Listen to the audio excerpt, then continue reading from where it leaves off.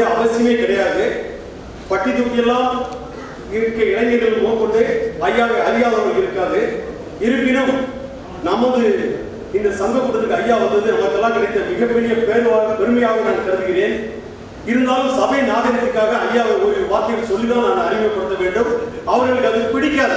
ஏனென்றால் நேற்றே சேலம் வந்து விட்டார்கள், உங்களை வந்து அழைத்து வர நான் வருகிறேன். எதற்காக வருகிறீர்கள்? நமக்குள்ள என்ன ஃபார்மாலிட்டி, வரக்கூடாது, நான் கரெக்டா ஹாலுக்கு வந்துடுவேன். 9 முன்னாடியே வந்துட்டாங்க. ஐயா அவர்களை மீண்டும் ஒரு கரவொலி எழுப்பி நாம் வரவேற்று இந்த சமூகத்திற்கு மகிழ்வு தரும் ஐயா இறையன்பு அவர்கள் இன்று இந்த சபைக்கு மகிழ்வு தரும் முதுமையாக மாறப்போகிறார். எளிமையான நடுத்தர குடும்பத்தில் பிறந்த ஒருவர் எப்படி உயர்ந்தார் இப்படி என்று கேட்டால், படி படி படி, அப்படி இருந்தால் இப்படி உயரலாம் என்று எடுத்து காட்டியிருக்கிறார்கள். உச்சமான பதவியில் உட்கார்ந்த போதும் அரசாங்கம் தனக்கு கொடுத்த அதிகாரங்களை எல்லாம் வள்ளுவரின் அதிகாரங்களை போலத்தான் வாழ்க்கையில் பயன்படுத்தினார். நாம் அனைவரும் பள்ளியிலே படித்தோம் சிலப்பதிகாரம். நாம் படித்ததெல்லாம் புகார் சொன்ன சிலப்பதிகாரம். ஐயா அவர்களோ எந்த அதிகாரத்தில் இருந்தாலும் புகாரே சொல்ல முடியாத சிலப்பதிகாரம். ஐயா அவர்கள் இருக்கும் புத்தகங்களை வரிசையாக வைத்து போனால் சீன பெருஞ்சுவரே சிறிதாகிவிடும். அத்தனை நூல்களை எழுதியிருப்பவர். அடுத்து வரும் 50 நிமிடங்களுக்கு ஐயா இறையன்பு அவர்கள் நமது உரையன்பாக மாற இருக்கிறார்கள். இந்த இடத்துல நம்ம என்னன்னா ஐயா அழைச்சிட்டோம். அடுத்து சேலம் சிம்ஸ் மருத்துவ 19 சேர்ந்து டாக்டர் பாலமுருகன் அவர்களை அழைத்து போனப்ப அவர்கள் இருவரும் ஒரே இந்த மண்ணின் மைந்தர்கள்.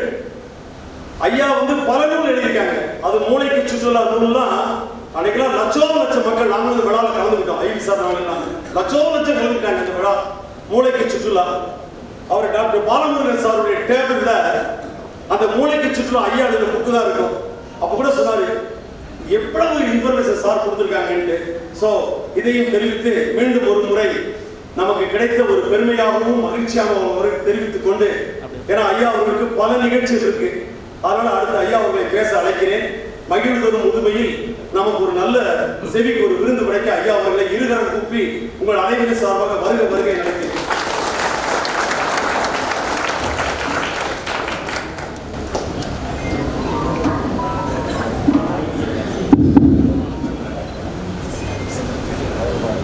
முன்னாள் வேளாண்மை பொறியாளர்கள் சங்கத்தினுடைய திரு மதிப்பிற்குரிய தலைவர் திரு ராஜகோபாலன் அவர்களே, உபத்தலைவர், உறுப்பினர்கள், செயலாளர்களே, இந்த நிகழ்ச்சியில் உங்களுக்கெல்லாம் நரம்பியல் பற்றி வகுப்பெடுக்க வந்திருக்கின்ற ஒரு மதிப்பிற்குரிய மருத்துவர் பாலமுருகன் அவர்களே, கருவூல அலுவலராக இருந்து உங்களுக்கு ஓய்வூதியம் பற்றிய விளக்கங்களை எல்லாம் தருவதற்காக வந்திருக்கின்ற அன்புக்குரிய திரு ஸ்ரீதர் மூர்த்தி அவர்களே, இங்கே என்னை பற்றி உங்களுக்கு அறிமுகப்படுத்திய மதிப்பிற்குரிய திரு பெரியசாமி அவர்களே, இந்த அரங்கத்தில் அமர்ந்திருக்கின்ற வேளாண் பொறியாளர்களே, உங்கள் அனைவருக்கும் என்னுடைய அன்பான வணக்கங்களை தெரிவித்துக் கொள்கிறேன். மகிழ்வு தரும் முதுமை என்கிற தலைப்பில் என்னை உரையாற்றும்படி அன்புக்குரிய நண்பர் திரு பெரியசாமி அவர்கள் அழைப்பு விடுத்திருந்தார். முதியவர் என்கின்ற சொல்லை குறிப்பதற்கு முதியோர், முதியவர், மூதிலாளர், மூத்தோர், முதுமக்கள், மூதாட்டி, முதுமகன், முதுமகள், முந்தையர், முதியால் என்கின்ற எண்ணற்ற பெயர்கள் தமிழில் இருக்கின்றன. முதுமை என்பது உடலுக்கும் மனத்திற்கும் பல மாற்றங்களை வரவழைக்கின்ற பருவம். நாம் ஒவ்வொரு நாளும் முதுமை அடைந்து கொண்டிருக்கிறோம். நாள்காட்டியினுடைய ஒவ்வொரு தாளையும் அடுத்த நாள் கிழிக்கிற போது இந்த ஒரு நாள் நாம் என்ன செய்து கிழித்து விட்டோம் என்று சிந்திக்க வேண்டியவர்களாக இருக்கிறோம். நாம் முதுமையை நோக்கித்தான் பிறந்ததிலிருந்தே பயணப்பட்டு கொண்டிருக்கின்றோம். முதுமை நம்முடைய மனத்திற்கு மகிழ்ச்சியையும் உடலுக்கு தளர்ச்சியையும் ஏற்படுத்தக்கூடிய பருவம். ஒரு காலத்தில் இந்தியாவில் சராசரி ஆயுள் காலம் மிகவும் குறைவாக இருந்தது. 1920ஆம் ஆண்டிலிருந்து ஒரு மிகப்பெரிய மாற்றம் நிகழ்ந்தது. இறப்பு விகிதம் குறைந்து பிறப்பு விகிதம் அதிகரித்தது. அதனால் 30 கோடி முகமுடையோராக இருந்த பாரத தாய் இன்று 140 கோடி முகமுடைய பாரத தாயாக விளங்கிக் கொண்டிருக்கிறார். நாம் நச்சுயிர் கொல்லிகளை கண்டுபிடித்தோம். பெரியம்மை என்பது ஒரு காலத்தில் மிகப்பெரிய நோயாக இருந்தது. அதற்கான தடுப்பூசியை கண்டுபிடித்த காரணத்தால் அதிலிருந்து மனித இனம் தப்பித்தது.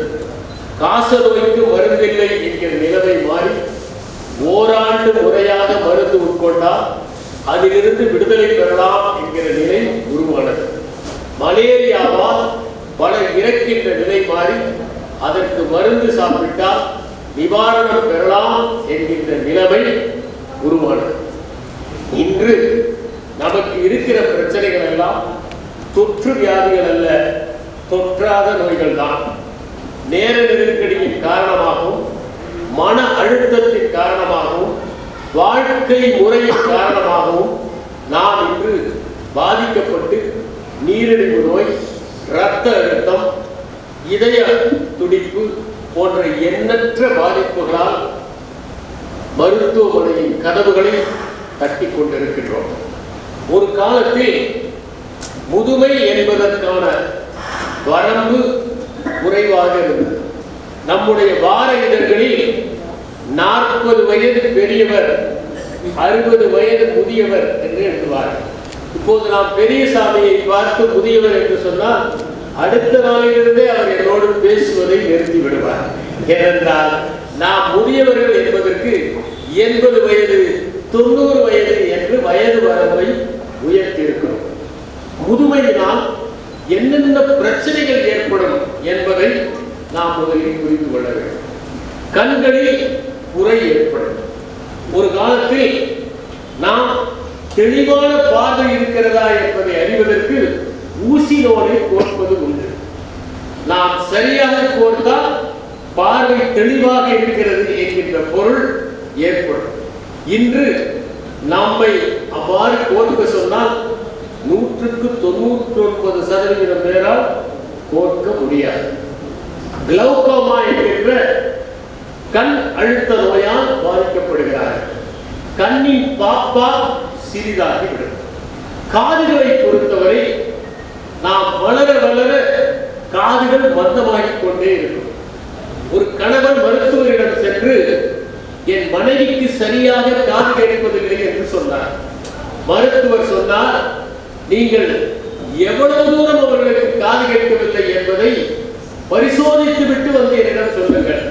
ஒரு 40 அடி தூரத்தில் இருந்து அவருடைய பெயரை அழையுங்கள். அவர் அதற்கு குரல் கொடுக்கவில்லை என்றால் 20 அடிக்கு சென்று அழையுங்கள். பிறகு 10 அடி, பிறகு 5 அடி என்று சொன்னார். கணவன் 40 அடியில் இருந்து சொன்னார், மனைவியிடமிருந்து பதில் வரவில்லை. பிறகு 20 அடி, பிறகு 10 அடி, பிறகு 5 அடிக்கு சென்று அழைத்தார்.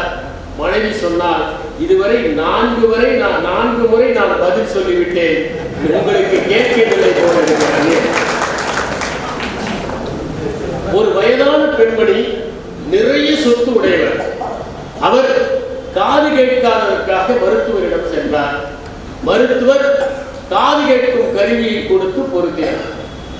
ஒரு வாரம் கழித்து அந்த மூதாட்டியை அவர் வரவழைத்தார். இப்போது நன்றாக காது கேட்கிறதா? நீங்கள் காது கேட்கும் கருவியை பொருத்தி கொண்டதால் உங்கள் இல்லத்தில் இருக்கிறவர்களுக்கெல்லாம் மகிழ்ச்சியா? அந்த மூதாட்டி சொன்னார், பொருத்தி கொண்டேன், எல்லாம் காதில் தெளிவாக விடுகிறது. ஆனால் வீட்டினரிடம் நான் சொல்லவில்லை. ஏன் சொல்லவில்லை? என்னை பற்றி அவர்கள் என்ன பேசுகிறார்கள் என்பதை தெரிந்து கொண்ட பிறகுதான் உயில் எழுத வேண்டும், யாருக்கு என்ன சொத்து என்று. நாம் கண்களில் ஒளி இல்லாமல் இருந்தால் கண்ணாடி போட்டுக்கொள்ள தயங்குவதில்லை. ஆனால் காதுகள் கேட்காவிட்டால் காது கேட்கிற கருவியை பொருத்திக் கொள்வதில் ஒரு தயக்கத்தை ஏற்படுத்துகிறது. நம்முடைய திரைப்படங்களில் கூட பார்வை இல்லாதவர்களை சித்தரிக்கிற போது பரிதாப உணர்வோடு சித்தரிக்கிறார்கள். காது கேட்காதவர்களை சித்தரிக்கிற போது நகைச்சுவை உணர்வோடு சித்தரிக்கிறார்கள். மூக்கை பொறுத்தவரை நம்முடைய மோர்ந்து பார்க்கும் திறன் குறைந்து கொண்டே செல்கிறது. அனாஸ்மியா என்கிற ஒரு பெயர் இருக்கிறது. முற்றிலும் வாசனையே நாம் உணர முடியாது. பெருந்தொற்று ஏற்பட்ட போது வாசனையே மோந்து பார்க்காத ஒரு நிலை பலருக்கு ஏற்பட்டது.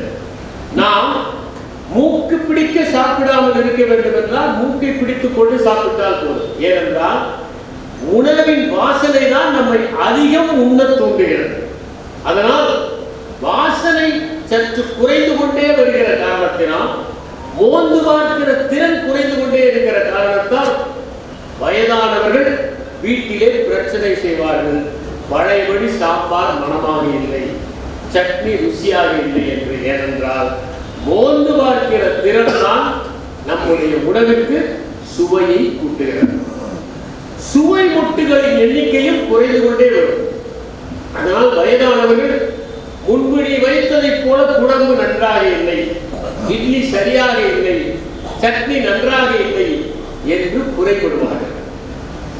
அதை போலவே அவர்களுடைய மனநிலையில் இன்னொரு மாற்றமும் ஏற்படும். உணவு சரியாக இல்லை என்பது மட்டுமில்லாமல் தன்னை யாரும் கவனிக்கவில்லை என்கின்ற எண்ணமும் இத்தகைய பிரச்சனைகளால் ஏற்படும். தோல் சுருங்கிவிடும், மென்மையாகிவிடும், சின்ன சிராய்ப்புக்கே தோல் வந்துவிடும். இவையெல்லாம் 5 பொறிகளில் முதியவர்கள் சந்திக்கின்ற பிரச்சனை. நாம் சரித்திரத்தை எடுத்து படித்தால் புத்தர் ஏன் ஞானியானார் என்பதற்கு கர்ண வழியாக நமக்கு சொல்லப்படுகிற ஒரு சம்பவம் உண்டு. அவர் அரண்மனையிலே பாதுகாப்புடன் வளர்க்கப்பட்டவர். வயதான ஒருவரை பார்த்த போதுதான் அவர் அதிர்ந்து போனார்.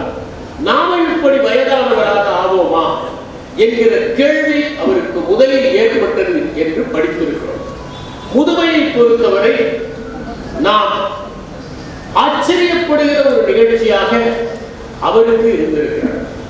நம்முடைய புறநானூற்றிலே 159வது பாடலாக ஒன்று இடம்பெற்றிருக்கிறது. அதை எழுதியவர் பெருஞ்சித்திரனார். வாழும் நோளோடு ஆண்டு பல உண்மையில் தீர்தல் செல்லாது என் உயர் எனப்பல புலர்ந்து கோல் காலோடு குறும்பல ஒதுங்கி முன்றில் போகா முதிர்வினல் யாயும் என்பது அந்த பாடல். பெருஞ்சித்திரனார் தன்னுடைய தாய் முதுமையிலே எவ்வளவு சிரமப்படுகிறார், உயிர் போய் சேராதா என்று அவள் வருத்தப்படுகிறாள் என்று எழுதியிருக்கிறார். நாம் கம்பராமாயணத்திலே பாங்குடன் வந்திடும் நரை வடிம கண்ணாடி ஆங்கதை கண்டனன் அவனை காதலன் என்று படித்திருக்கிறோம். கண்ணாடியிலே ஒரு நரைமுடியை பார்த்ததும் தசரதன் ஆட்சியை வாரிசிடம் ஒப்படைத்து விட வேண்டும் என்று விரும்பினான் என்று நாம் படிக்கின்றோம். இப்போதெல்லாம் அப்படி நாம் செய்ய முடியாது. ஏனென்றால் 40 வயதிலேயே நரை வருவதற்கு பதிலாக 30 வயதிலேயே வந்து விடுகிறது. இங்கே இருக்கிறவர்கள் நரைத்தவர்கள் பாதி பேர், நரையை மறைத்தவர்கள் மீது பேர்.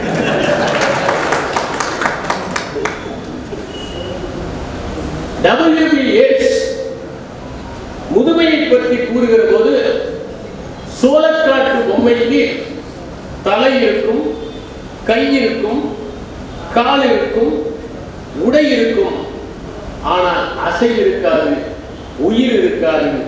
முதுமையும் அதை போலத்தான் என்று குறிப்பிடுகிறார். ராபர்ட் பிரவுனிங் முதுமையை பற்றி கூறுகிற போது முதுமையை நீங்கள் ரசனையோடு அனுபவிக்க வேண்டும் என்றால் என்னோடு வாருங்கள் என்று அழைக்கின்றார். நாம் அருணகிரிநாதர் பாடல் ஒன்றை பார்க்கலாம். தொந்தி சரிந்து மயிரே வெளிர் நிற நரை தந்தம் அசைய முதுகு வளைய இதழ் தொங்க கைத்தடி ஒன்று முன்னே வர மகளிர் தொண்டுக்கிடம் என கூறுவார்கள் என்று எழுதியிருக்கிறார். பாரதிதாசன் இளமை போனதை பற்றி எழுதுகிற போது மிகவும் நுட்பமாக ஒன்றை குறிப்பிடுகிறார். முன்பு தைத்த சட்டையில் மூன்றில் ஒன்றுதான் உடம்பு, முன்பு தைத்த மூங்கில்தான் எலும்பு,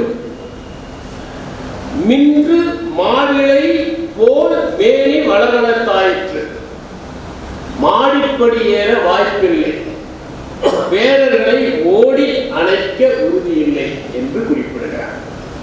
நாம் திருவிக்காவை பற்றி அறிந்திருக்கிறோம். வயதான காலத்தில் பார்வை போய் தளர்ச்சி ஏற்பட்டு அவர் எவ்வளவு சிரமப்பட்டார் என்பதை நாம் அறிவோம்.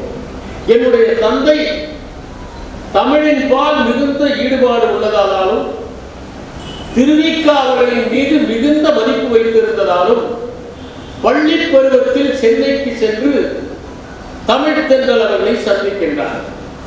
அப்போது அவருக்கு பார்வை சரியாக இல்லை, படுத்த படுக்கையாக இருக்கிறார். அவர் என் தந்தையை அழைத்துக் கொண்டு இயற்கை அழைப்பு அறைக்கு சென்று இயற்கை அழைப்பை முடித்துக் கொண்டு வருகிற போது என்ன படித்து என்ன எழுதி என்ன பயன், வேறொருவர் உதவி இல்லாமல் இவற்றையெல்லாம் என்னால் செய்ய முடியவில்லையே என்று வருத்தப்பட்டதாக என் தந்தை கூறியிருக்கிறார். அவர் தன் கைகளால் திருநீரை எடுத்து என் தந்தையின் உடல் முழுவதும் பூசி நன்றாக இருக்க வேண்டும் என்று ஆசீர்வதித்ததாக கூறுவார். திருவிக்கா அவர்கள் படுத்த படுக்கையில் இருக்கிற போது 2 நூல்களை எழுதினார். ஒன்று புதுமை முதுமை பிதற்றம், எழவே முடியாத நேரத்தில் இன்னொன்றை எழுதினார், படுக்கை பிதற்றல் என்கிற நூல். டால்ஸ்டாயினுடைய முதிய பருவத்தை பார்த்துவிட்டு பரிதாபத்திற்குரிய முதியவர் என்று ஷெகாவ் எழுதினார். எஸ் ராமகிருஷ்ணன் என்று பொது உடைமைவாதிகளால் அழைக்கப்பட்ட எஸ்ஆர்கே அவர்கள் தன்னுடைய வயோதிக காலத்தில் பார்க்கின்சன் என்கிற வியாதி வந்து மிகவும் சிரமப்பட்டார். கி ராஜநாராயணன் காய்ச்ச மரம் என்கிற ஒரு சிறுகதையை எழுதியிருக்கிறார். பெற்றோர்களுடைய சொத்தை நயவஞ்சகமாக பறித்துக் கொண்ட பிள்ளைகள் வீட்டை விட்டு துரத்தி விடுகிறார். அந்த பிள்ளைகள் துரத்திய காரணத்தால் பெற்றோர் ராமேஸ்வரத்தில் சென்று பிச்சை எடுத்து வாழ்வதாக காய்ச்ச மரம் என்கின்ற அந்த நூல் பதிவு செய்திருக்கிறது. பாரதிதாசன் தன்னுடைய கவிதை ஒன்று எழுதுகிறார், புதுமையானால் என்ன பயன் என்று. மாமியார் கொடுமை செய்ய வழி இல்லை, மைத்துனர் தாமுழைக்க தகவு இல்லை, தன் துணைவன் ஏமாற்றினான் இளையவன் என்று சொல்லும் தீமை இல்லை என்று எழுதினார். ஷேக்ஸ்பியருடைய அற்புதமான நாடகமான லியர் மன்னனுடைய கதாபாத்திரமாக அவருடைய 2 மகன்கள் வருகிறார். கொனோரில் ரீகன் என்பவர்கள், விசுவாசமான இன்னொரு மகள் கார்டெலியா. அவள் உண்மையை பேசியதால் அவளை ஒதுக்கிவிட்டு பசப்பு வார்த்தைகளை பேசிய அந்த கொனோரில் ரீகன் என்கிற பெண்களுக்கு சொத்தை கொடுத்து விடுகிறார். ஆனால் இறுதியில் அவர்கள் அந்த லியர் மன்னனை படாத பாடுபடுத்தி கார்டெலியாவுடன் தஞ்சமடைகிறார்.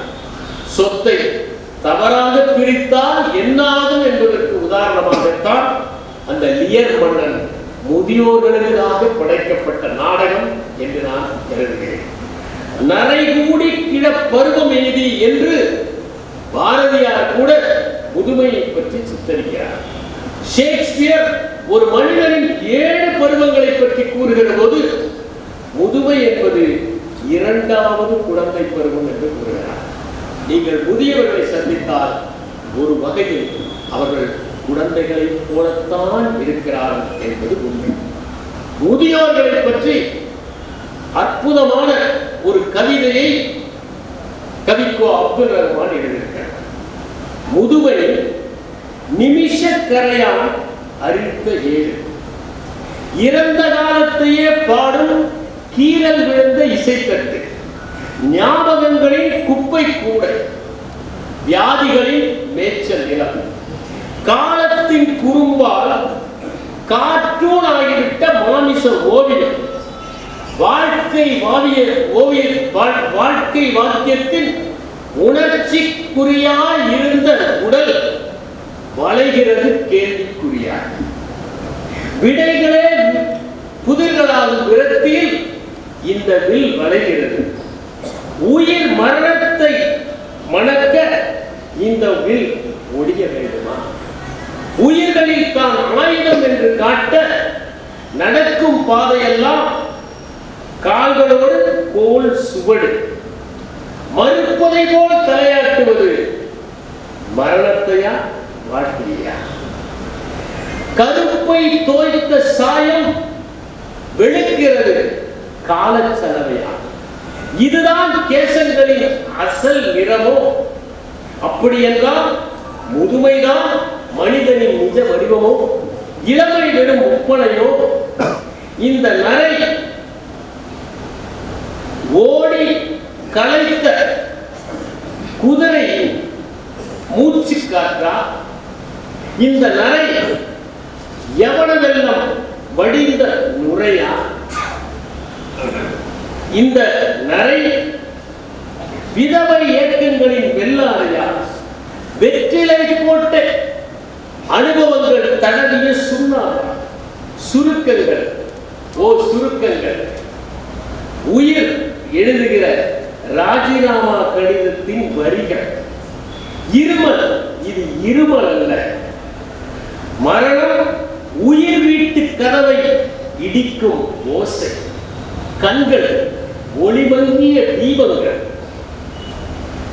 காது போரில் கிழிந்த பறை, நாவு கருகிய தீ, நாசி படுத்துவிட்ட வேட்டை, மேலே வெறும் சாபம். இந்த உலகத்தையே புரட்ட நெம்புகோல் ஏந்தும் இளமையின் முன்பு தான் புரண்டு விடாமல் இருக்க ஊன்றுகோல் ஏந்தும் முதுமை தலை குனிகிறது. இளமைக்கு கடிவாளம் இல்லாத போது குதிரை கிடைக்கிறது, முதுமைக்கு குதிரை கிடைக்கிறது, முதுமைக்கு கடிவாளம் கிடைக்கிறது, குதிரை இறந்த பிறகு. இளமை போர்க்காலத்து நிராயுதபாணி, முதுமை சமாதான காலத்து ஆயுதபாணி.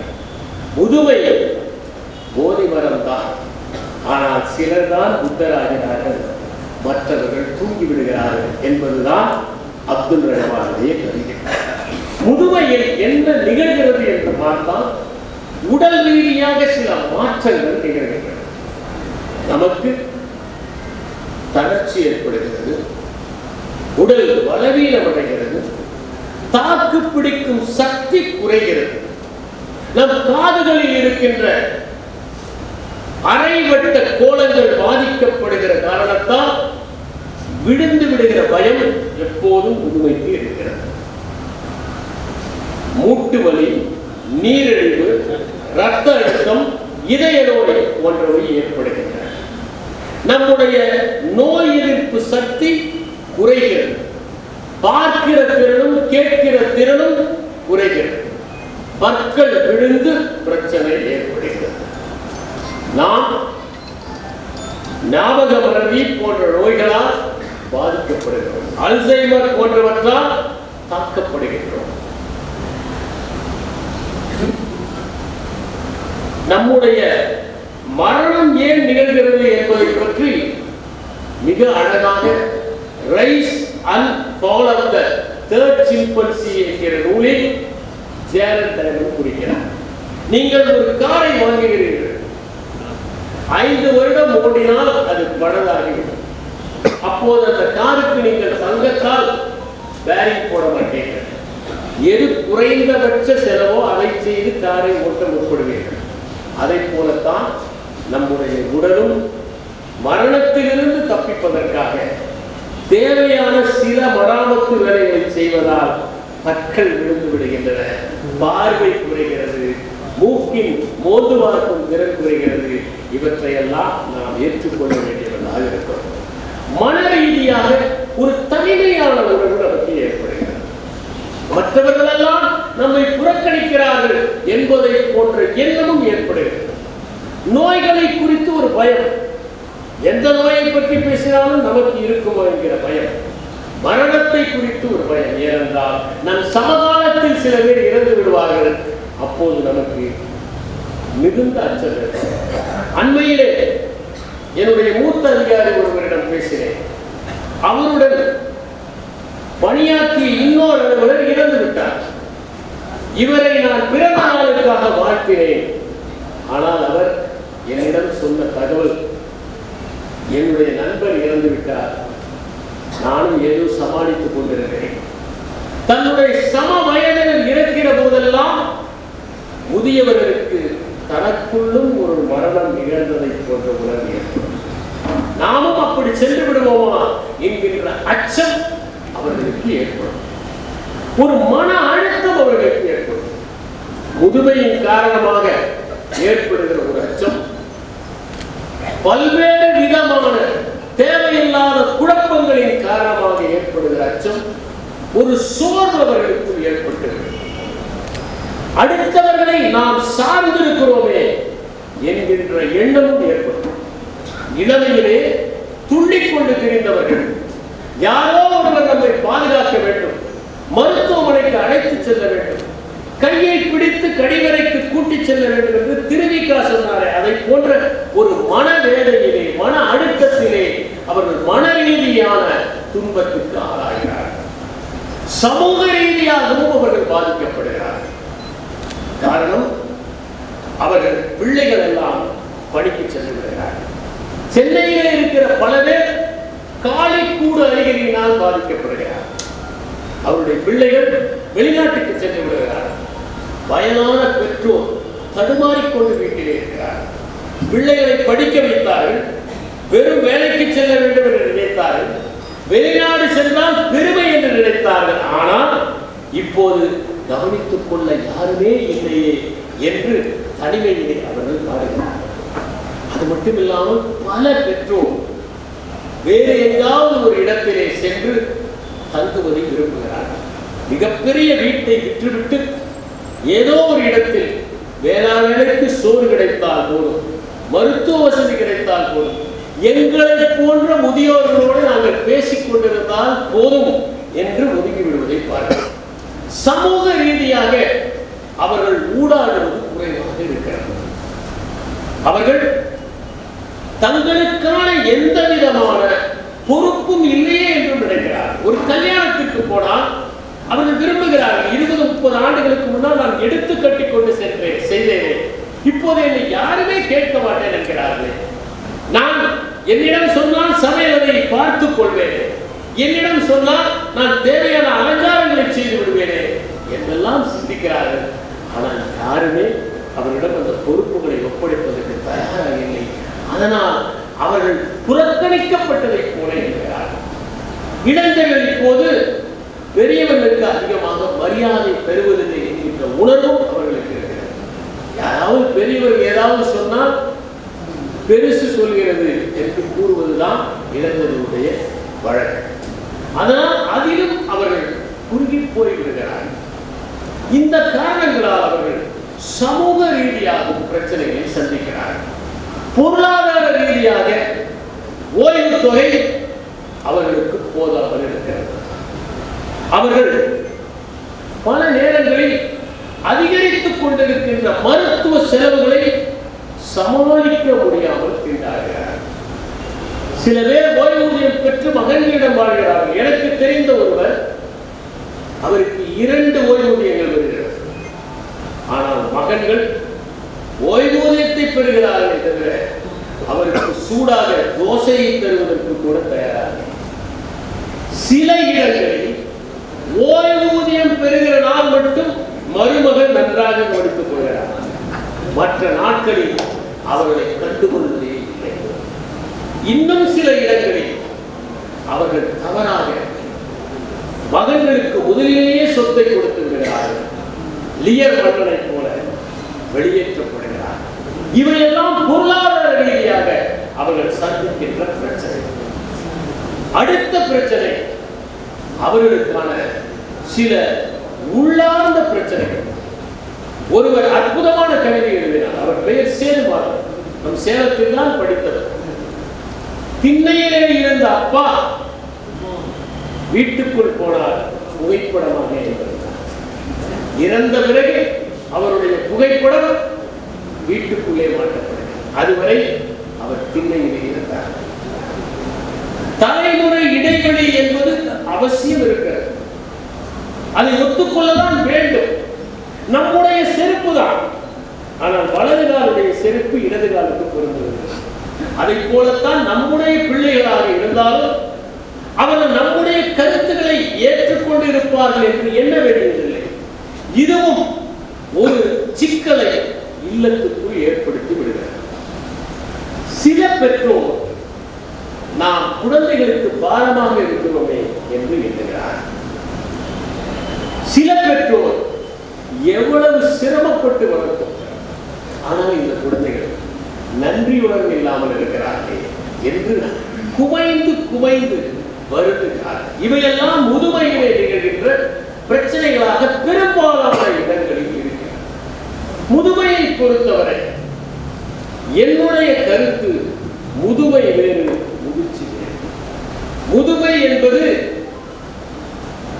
முடி நரைப்பது, முதிர்ச்சி என்பது கருத்துகள் நரைப்பது. முதுமையிலே ஒருவர் நிறைவாக இருக்க வேண்டும்.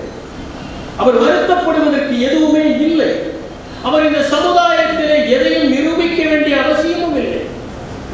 முடிந்த அளவிற்கு நாம் மற்றவர்களுக்கு வழிகாட்டியதாக, பயன்படுபவர்களாக இருக்க வேண்டும். முதுமை சுகமானதாக ஆக வேண்டும் என்றால் நாம் எக்காரணத்தை கொண்டும் மற்றவர்களோடு ஒப்பிடக்கூடாது. நான் கூறியதை போல சொன்னதையே திரும்ப திரும்ப சொல்லக்கூடாது. நான் ஒரு பெரியவர் வீட்டுக்கு செல்வேன். அவர் ஒரு வாரத்திற்கு பிறகு சந்தித்தாலும் போன வாரம் என்ன தகவலை சொன்னாரோ அதையே சொல்வார். ஆனால் நான் அதை முதல் முறையாக கேட்பதை போல என் முதியோர் இல்லத்திலே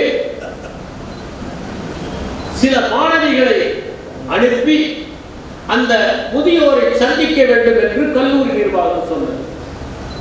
அந்த மாணவிகள் சென்று அவருடைய கதைகளை கேட்டார். அவர்கள் தங்களுடைய இளமையை, பணிபுரிந்த அனுபவங்களை எல்லாம் எடுத்து சொன்னார்கள். உணவு கொடுக்கிறவர்கள் வருகிற போது ஏற்படுகிற மகிழ்ச்சியை விட தங்கள் உணர்வை சொல்லுகிற போது கேட்டுக் கொள்கின்றவர்கள் தான் அவர்களுடைய மகிழ்ச்சி. எனவே திரும்ப திரும்ப சொன்னதையே சொல்லாமல் இருக்கிறீர்கள், பழகிக் கொள்ள வேண்டும். உங்கள் வாழ்க்கையோடு இப்போது இருக்கிற இளைஞர்களின் வாழ்க்கையை ஒப்பிடாதீர்கள். நம் காலம் வேறு, இவர்கள் காலம் வேறு. அவர்கள் வாழ்கிற வாழ்க்கையை விமர்சிக்காதீர்கள். நாங்கள் எல்லாம் எப்போதாவது தான் உணவகத்திற்கு செல்வோம் என்று சொல்லாதீர்கள். அவர்கள் எப்போதாவது தான் வீட்டிலே சாப்பிடுகிறார்கள். நாம் சின்ன வயதிலே வீட்டிலே உணவகத்து தோசை போல வேண்டும் என்று கேட்டவர்கள், இப்போது நாம் வீட்டு தோசை போல வேண்டும் என்று உணவகத்திலே கேட்கிறோம். நம் காலம் மாறிவிட்டது. இன்று இருக்கிற இளைஞர்கள் கால மாற்றத்தினால் தங்கள் வாழ்க்கையை மாற்றிக் கொண்டிருக்கிறார்கள். அவர்களை பார்த்து நீங்கள் இப்படி வாழ வேண்டும் என்று நாம் சொல்லவே முடியாது. அதை போலவே தேவையில்லாமல் யாருக்கும் அறிவுரை கூறார்கள். நானே வாழ்க்கையாளா சொன்னார், 2 முட்டாள்கள் இருக்கிறார்கள். அறிவுரை சொல்கிறவர் ஒருவர், அதை கேட்காதவர் இரண்டாமவர். யாராவது ஆலோசனை கேட்டால் மட்டும் வாங்கிக்கிறார், இல்லாவிட்டால் அமைதியாக இருக்கிறார். அப்போது வீட்டில் எந்த பிரச்சனையும் வராது. பெரியாரிடம் கேட்டார்கள், சிறந்த வாழ்க்கை என்றால் என்ன? யாருக்கும் தொந்தரவு இல்லாத. என்னை பொறுத்தவரை வீட்டிலே இருக்கிற ஒரு மரச்சாமானை போல நீங்கள் இருந்துவிட்டால் அவர்களுக்கு எந்த தொல்லையும் இல்லை. நீங்கள் போல அதைத்தான் எதிர்பார்க்கிறார். முதுமையை பொறுத்தவரை அதற்கு சிறப்பு அம்சங்கள் இருக்கின்றன. ஒரு மனிதன் அனுபவம் வாய்ந்தவனாக இருக்கிறார். பல சோதனைகளை சந்தித்தவன், துயரங்களை எதிர்கொண்டவன். அதனால் அவன் செழுமை பெற்றவனாக, அனுபவம் பெற்றவனாக இருக்கின்றான். அவன் உறவுகளை தக்க வைத்துக் கொள்ள விரும்புகிறான். பலருக்கும் வழிகாட்டக்கூடிய ஆற்றல் பெற்றவனாக இருக்கிறான். முதுமையை பொறுத்தவரை உங்களுக்கான சிறப்பு அம்சம், நீங்கள் பொறுமையும் நிதானமும் கொண்டவர்கள். அதுதான் முதிர்ச்சி. பொறுப்புகளை நிறைவேற்றிவிட்டீர்கள். எனவே கடமைகளில் இருந்து உங்களுக்கு விடுதலை. நீங்கள் கடிகாரத்திற்கு அடிமையாக வேண்டாம். விரும்பிய நேரத்தில் எழலாம், விரும்பிய நேரத்தில் தூங்கலாம். அதனால் உங்கள் விருப்பங்களை இப்போது நிறைவேற்றுங்கள். ஓய்வு பெற்றுவிட்டோம், இத்தனை நாள் இந்த ஊருக்கு செல்ல வேண்டும் என்று ஆசைப்பட்டோம், இத்தனை நாள் இதை கற்றுக்கொள்ள வேண்டும் என்று ஆசைப்பட்டோம். அவற்றையெல்லாம் நீங்கள் இப்போது செய்யுங்கள். கற்றுக்கொள்வதற்கு வயது எதுவுமே இல்லை. மற்றவர்கள் உங்களுக்கு மரியாதை தருவார்கள். அவர்கள் மரியாதையை தக்க வைத்துக் கொள்ள ஒரே ஒரு வழி பெருந்தன்மையாக இருப்பதுதான். இவற்றையெல்லாம் நாம் செய்தால் முதுமை சிறப்பாக இருக்க வேண்டும். முதுமையிலே நாம் எப்படி சிறப்பாகவும் செம்மையாகவும் வாழ்வது என்பதை பற்றி சற்று சிந்திக்க வேண்டும். முதலில் நாம் வயதானதை ஒத்துக்கொள்ள வேண்டும். இன்னும் வயதாகவில்லை என்று நினைக்கக்கூடாது. மகிழ்ச்சியுடன் வயதாவதை செய்வோம். உணவை சம விகிதத்தோடு உண்போம். தேவையான உணவை மட்டும் உண்ணுவோம். ருசியாக இருக்கிறது என்று வயிறு வேண்டாம் என்று சொன்னாலும் மனம் வேண்டும் என்று சொல்வதற்காக உணவு. போதிய அளவிற்கு ஓய்வெடுத்துக் கொள்வோம். தூக்கமின்மைதான் புற்றுநோயிலிருந்து ஞாபக மறதி வரை அனைத்திற்கும் இடமளிக்கிறது. எனவே நன்றாக தூங்குவது முதுமையிலே சாத்தியம். அதை செய்வோம். நாம் மற்றவர்களை பார்க்கிற போது அவர்களிடம் குறை கண்டுபிடிக்க வேண்டாம். அவர்களை பாராட்டுங்கள். அவர்களோடு ஒப்பிடாதீர்கள். நாம் ஒரு பார்வையாளர், அவர்களோடு போட்டியாளர் அல்ல என்பதை நினைத்துக் கொள்ளும். எங்கெல்லாம் முடியுமோ ஒரு இளைஞரை அங்கெல்லாம் அவன் முதுகினை தட்டி கொடுப்போம். நல்ல நண்பர்களை வைத்துக் கொள்வோம். சிறந்த உறவினர்களை அவரிடம் வைத்துக் கொள்வோம். இந்த முதுமை பருவத்தில் உண்மையான முதிர்ச்சி வர வேண்டும் என்றால் நாம் தன் முனைப்பை கீழே போட்டுவிட, எதை பற்றியும் விமர்சிக்க கூடாது. இது சரியில்லை என்று கூறக்கூடாது. அதனால் நாம் முதுமையிலே தன்முனைப்பு இல்லாமல் இருப்பது மிகவும் முக்கியம். யாரோடும் விவாதிக்காது. அவர்கள் எது சொன்னாலும் நாம் விவாதிக்காமல் இருப்பதுதான் நல்ல உறவுக்கான அறிவு. சமூக கூட்டங்களில் கலந்து கொண்டு தனிமையை தவிருங்கள். முடிந்த அளவிற்கு நீங்கள் ஏதேனும் ஒரு திருமணத்திற்கோ அல்லது வரவேற்பு நிகழ்ச்சிக்கோ சென்று நண்பர்களை சந்தித்து பேசுங்கள். ஏதாவது ஒரு பொழுதுபோக்கை வளர்த்துக் கொள்ளுங்கள். படிப்பதாக இருக்கலாம், எழுதுவதாக இருக்கலாம். உங்கள் வாழ்க்கையில் எத்தனையோ சம்பவங்கள் நடந்திருக்கும். அவற்றையெல்லாம் எழுதலாம். நீங்கள் ஓவியத்தை கற்றுக்கொள்ளலாம், சிலவற்றை சேகரிக்க கற்றுக்கொள்ளலாம், இசையை கற்றுக்கொள்ளலாம். ஏனென்றால் தன்னுடைய முதுமையிலே இசையை கற்றுக்கொண்டவர்கள் உண்டு, தன்னுடைய முதுமையிலே ஓவியத்தை கற்றுக்கொண்டவர்கள் உண்டு. இவற்றையெல்லாம் செய்கிற போது உங்கள் மூளையின் நரம்பணுக்கள் உறுதியாகும். வயதாக வயதாக மூளையில் இருக்கிற நரம்பணுக்களின் எண்ணிக்கை குறைந்து கொண்டே வரும். அதுதான் இந்த ஞாபக மறதி, அல்சைமர் போன்றவற்றிற்கு காரணம். அவற்றிலிருந்து நீங்கள் தப்பிக்க வேண்டும் என்றால் ஏதாவது புதிதாக கற்றுக்கொள்ளுங்கள். நல்ல இசை நிகழ்ச்சிகள் நடக்கும் போது சென்று கேளுங்கள். நல்ல சொற்பொழிவு நடக்கிற போது போய் அதை உற்று கவனியுங்கள். இவையெல்லாம் சிறந்த பொழுதாக்கங்களாக உங்களுக்கு அமையும். ஏதேனும் ஒரு சமூக சேவையை செய்யுங்கள். ஒரு கிராமத்திலே சென்று வளர்ச்சி பணிகள் செய்யுங்கள். நீங்கள் எல்லாம் ஓய்வு பெற்ற வேளாண் பொறியாளர். ஏதாவது பக்கத்தில் இருக்கிற ஒரு கிராமத்தை நீங்கள் தத்தெடுத்துக் கொண்டு அங்கே இருக்கிற நீர்நிலைகளை மேம்படுத்தி மரங்களை நடுங்கள். அதை விட மகிழ்ச்சியானது எதுவுமே இருக்கிறது. இளைஞர்களுக்கு வழிகாட்டுங்கள். சிலர் எப்படி படிக்க வேண்டும் என்று கூறுங்கள். வேளாண் பொறியியலை எப்படி செம்மையாக செய்வது என்று புதிதாக சேர்ந்தவர்களுக்கு வகுப்புகள் இடுங்கள். இவையெல்லாம் ஆக்கப்பூர்வமான பணிகள். இவற்றின் மூலம் உங்கள் மனமும் உங்கள் இதயமும் உங்கள் மூளையும் வலுப்படும் என்பதை நீங்கள் தெரிந்து கொள்ள வேண்டும். நீங்கள் அமைதியாக உங்கள் மனத்தை எடுத்துக் கொள்வதற்கு கட்டாயம் தியானம் செய்ய வேண்டும். மனத்தை ஒருமுகப்படுத்துவது, எண்ணங்களை உதிர்ப்பது போன்றவற்றை செய்வது நல்லது. நண்பர்களாக சேர்ந்து கொண்டு ஒரு நெடிய பயணத்தை செய்யும், சுற்றுலாவுக்கு செல்வார்கள். என்னை பொறுத்தவரை நீங்கள் மன அழுத்தம் கொள்ளாமல் இருக்க வேண்டும் என்றால் சுற்றுலா என்பது மிகவும் முக்கியம். அதனால் 4 நண்பர்கள் சேர்ந்து அருகில் இருக்கிற ஒரு ஊருக்கு சென்று அமைதியாக அங்கே அமர்ந்து உங்கள் பழங்கதைகளை எல்லாம் பேசி கடிப்போடு திரும்பி வாருங்கள். அந்த 2 நாள் உற்சாகம் 2 மாதங்கள் உங்களை இளமையாக வைத்திருக்கும் என்பதை புரிந்து கொள்ளுங்கள். நல்ல நண்பர்களிடமும் நல்ல உறவினர்களிடமும் உங்கள் மனத்தில் இருப்பவற்றை எல்லாம் சொல்லுங்கள், பகிர்ந்து கொள்ளுங்கள். வாரத்திற்கு ஒரு மாலை வேளையில் நீங்கள் கூடி ஒரு சிற்றுண்டி சாலைக்கு சென்று உணவு அருந்துவது என்று பழக்கப்படுத்த அந்த ஒருவேளை உணவுக்காக கூடுவதற்காக நீங்கள் சேர்ந்து உணவு அருந்துகிற போது ஏற்படுகிற மகிழ்ச்சிக்கு அளவே இல்லாமல் பொருளாதார ரீதியாக நீங்கள் உங்களை பலப்படுத்திக் கொள்ளுங்கள். எக்காரணத்தை கொண்டும் நீங்கள் உயிரோடு இருக்கிற போது சொத்தை பிரித்து கொடுத்து விடார்கள். வாழுகிற போதே உயிர் எழுதி வையுங்கள். சிரமப்பட்டு சம்பாதித்த பணத்தை மோசடி நிறுவனங்களில் தயவு செய்து முதலீடு செய்து விடாதீர்கள். பணத்தின் பின்னால் நாம் அலையவும் வேண்டாம். தேவையில்லாமல் சிரமப்பட்டு சம்பாதித்த பணத்தை அள்ளி கொடுக்கவும் வேண்டாம். வயதான காலத்தில் பணம்தான் மிகப்பெரிய பாதுகாப்பையும் மரியாதையும் சமூகத்தில் தரும் என்பதை நாம் ஒருபோதும் மறந்துவிடக்கூடாது. பழைய காலத்தை எண்ணி விரக்தியோடு யாரிடமும் பேசாதே.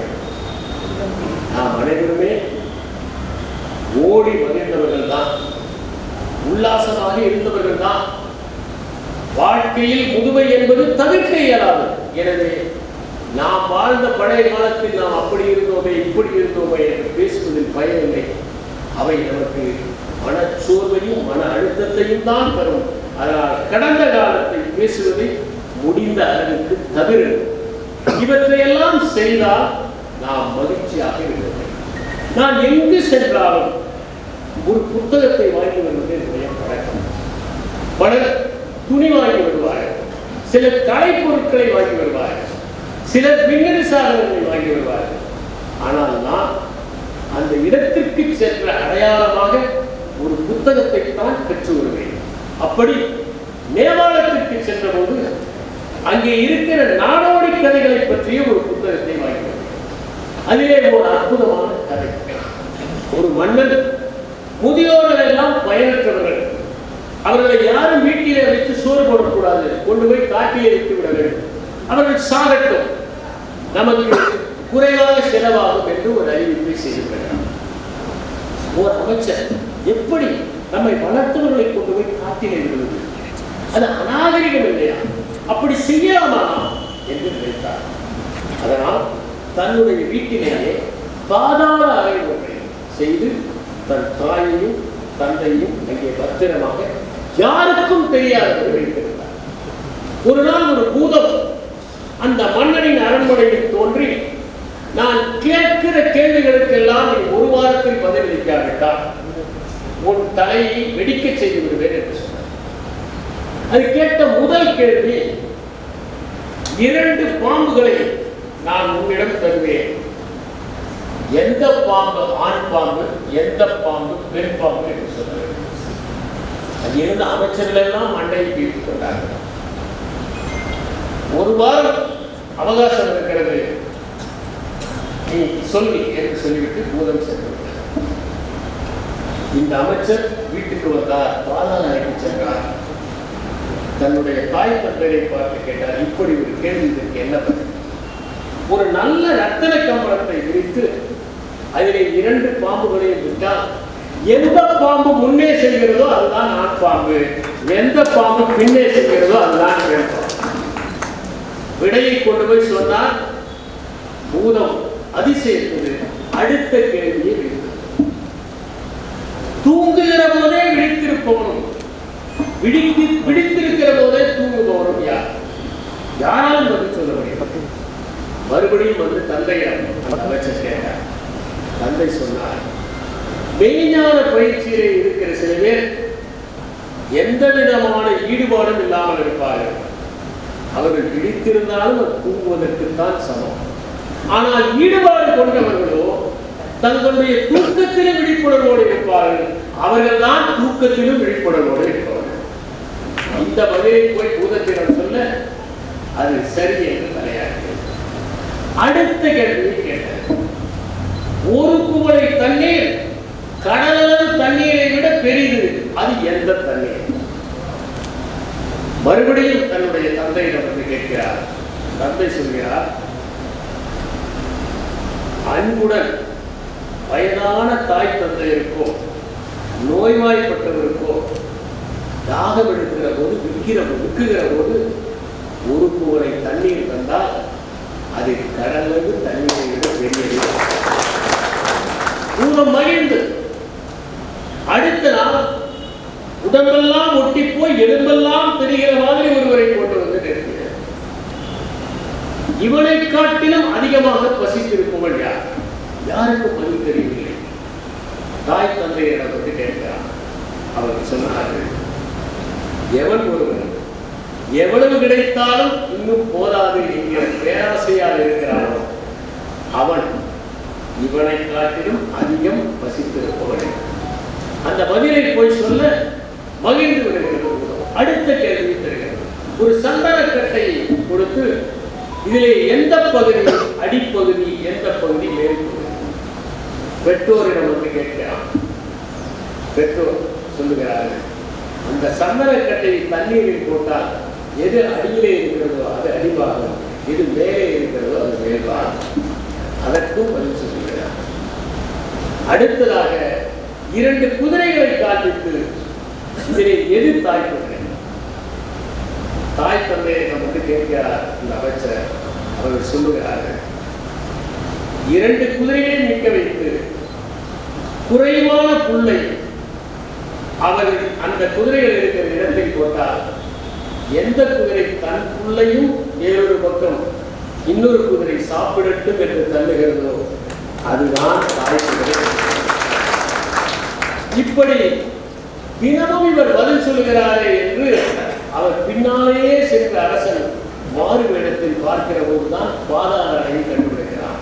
இதற்கெல்லாம் பதில் சொன்னது அமைச்சர் அல்ல, அவருடைய வயதான பெற்றோர் தான் என்பதை அறிகிறார். உடனடியாக தன்னுடைய ஆணையை ரத்து செய்துவிட்டு எல்லா முதியோரும் மகிழ்ச்சியாக குழந்தைகளோடு இருக்கலாம் என்ற ஆணையை பிறப்பிக்கின்றார். இப்படி ஆணை நம்முடைய காலத்தில் வருவதற்கு சாத்தியமில்லை. எனவே நம்மை நாமே காத்துக் கொள்வோம். நன்றி.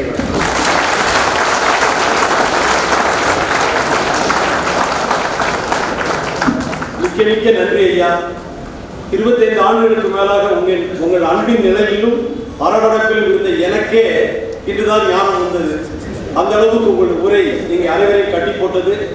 திருவிக்கா, பாரதிதாசன், பாரதி, எத்தனை அப்துல் ரஹ்மான் கவிதைகள்லாம் போகும்போதே மதுரை போகும்போது புக்ஸை வாங்கிட்டு போகணும்னு ஒரு இது படிச்சு எங்களுக்கு ஒரு மகிழ்ச்சி, தெம்பு, பூரிப்பு எல்லாமே வழங்கினீங்க. உங்களுக்கு மீண்டும் மீண்டும் நம்ம ஒரு கரவொலி எழுப்பி ஐயாவுக்கு